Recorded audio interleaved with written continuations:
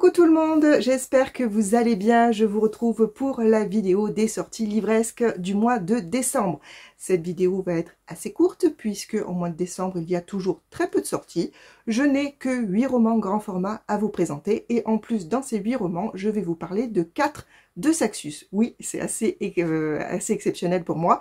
Vous savez que je n'aime pas particulièrement présenter les 2 Saxus, pas parce que c'est des livres qui ne me plaisent pas, mais parce que les dates ont tendance à changer, donc on n'est jamais sûr de rien. Là, je les ai bien vérifiés, d'autant plus que quand je tourne, il y en a déjà 2 qui sont sortis, donc ceux-là, je suis sûre de ne pas me tromper.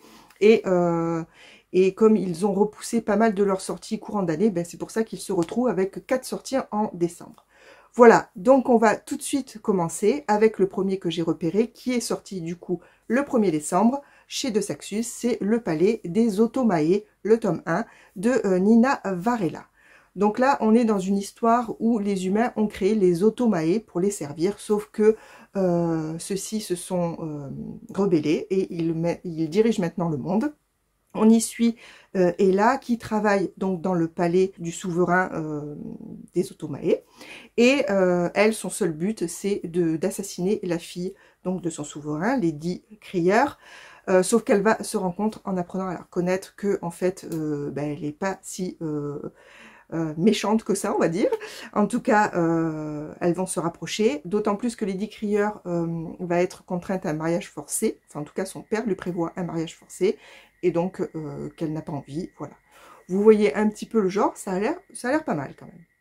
On reste donc sur le 1er décembre avec le deuxième de Saxus que j'ai repéré, qui est Devabad, le tome 3, l'Empire d'Or. Rappelez-vous, le tome 1 s'intitulait La Cité de Laiton. Je l'ai, vous devez l'apercevoir dans ma palle. Je ne l'ai toujours pas lu. C'est pour ça que pour l'instant, je n'ai pas acheté ni le tome 2, ni le tome 3, bien sûr. Mais en tout cas, j'ai repéré qu'il était sorti. On est au Caire, au XVIIIe siècle, et on suit Nari, qui est une jeune escroc. Elle vit de lecture de la main, d'exorcisme, etc.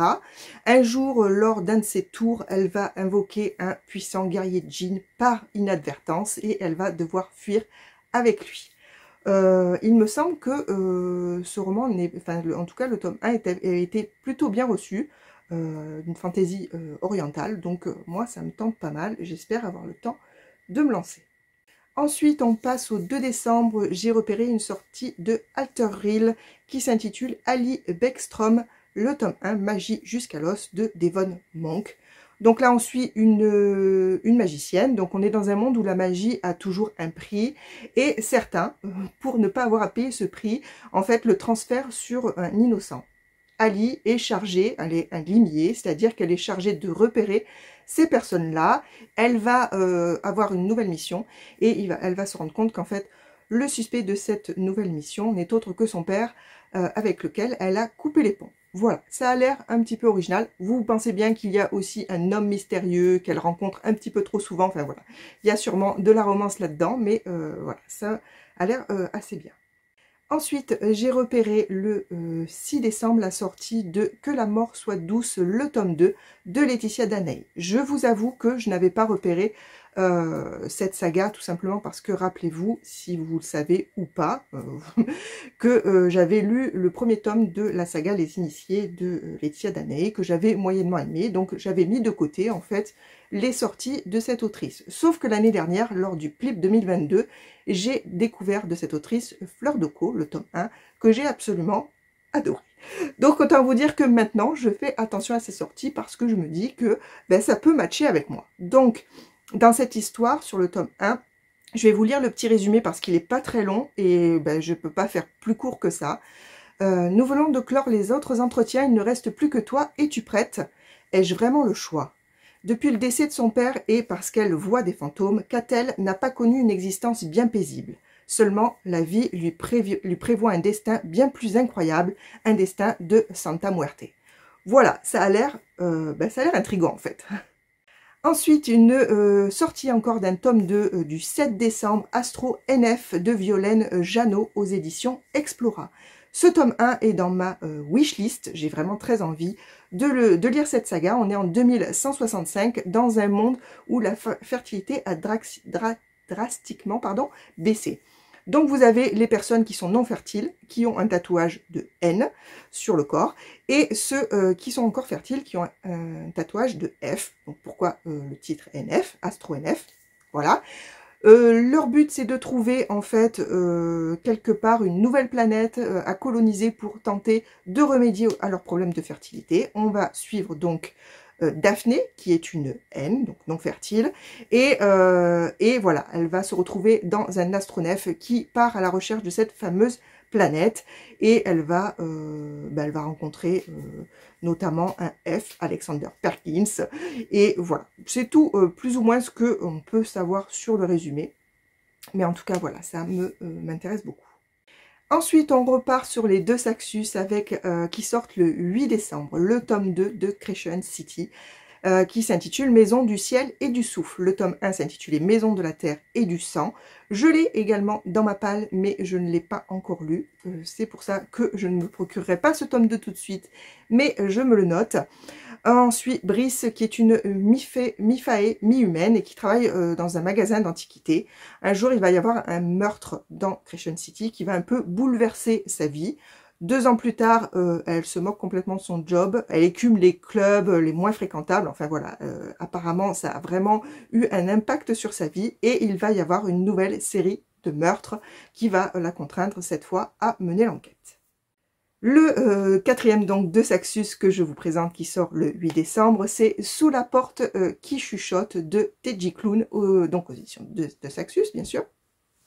Je n'ai pas encore lu de Teji Klune, je sais que ça a l'air, enfin en tout cas que la... alors je me rappelle plus du titre, je sais qu'il y a Maison Céruléenne dedans. Enfin bref, a fait un carton, enfin en tout cas tous les gens que je connais qui l'ont lu l'ont adoré. Donc ben, je me suis noté cette nouvelle sortie. On suit Wallace Price, qui n'est pas quelqu'un de très sympathique et qui est décédé lors de ses funérailles.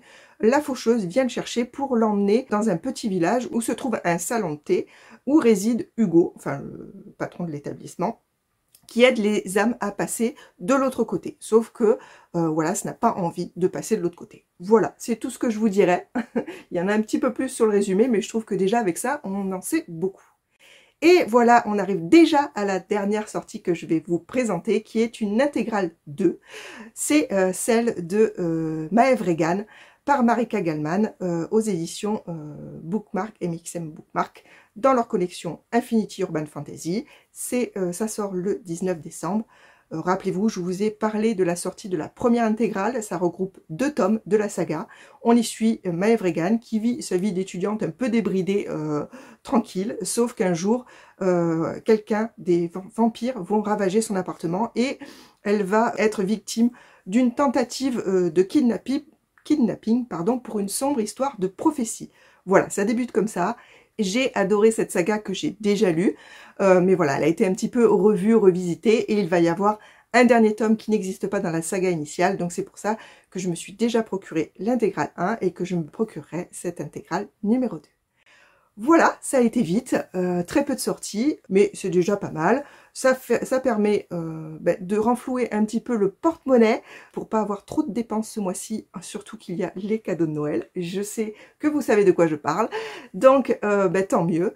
Je pense qu'en janvier, on va se rattraper, donc on verra ça le mois prochain. Voilà, je vous laisse, je vous remercie d'avoir regardé cette vidéo jusqu'au bout, j'espère qu'elle vous aura été utile. Je vous fais plein de bisous, je vous souhaite plein de bonnes lectures, et je vous dis à très bientôt pour une prochaine vidéo. À plus!